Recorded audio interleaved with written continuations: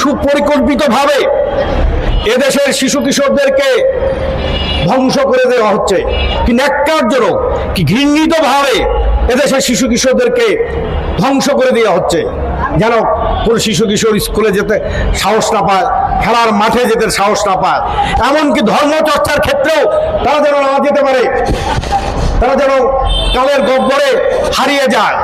এ এক অশুভ পায় তারা, এর বিরুদ্ধে জাতিকে দাঁড়াতে হবে।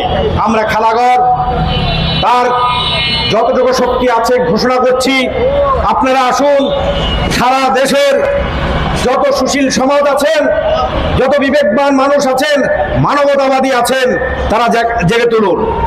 সরকারের হাতে আইন শৃঙ্খলা বাহিনী আছে, বিচার বিভাগ আছে, তাদেরকে এই ধরনের নিকৃষ্ট কর্মসূচির প্রতিবাদে উপযুক্ত বিচারের আওতায় আনতে হবে, যেন আর কখনোই কেউ সাহস না পায়।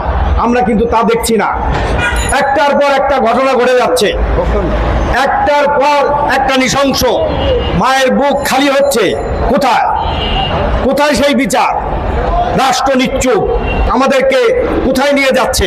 বরিশাল, চট্টগ্রাম সহ বিভিন্ন জায়গায় শিশুদেরকে হত্যা করছে নানান রকম পাশবিক নির্যাতনের মাধ্যমে।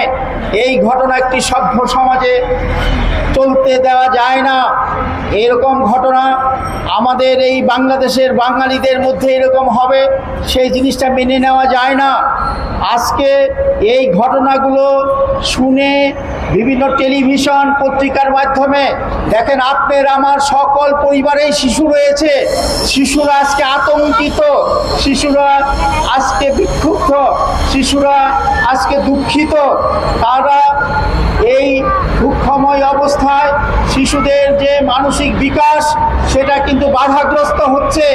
এতে কিন্তু আমাদের শিশুদের আগামী দিনের যে যোগ্য নাগরিক হিসেবে গড়ে তোলা, মেধা বিকাশের মাধ্যমে সে জায়গায় কিন্তু ঘাটতি থেকে যাচ্ছে।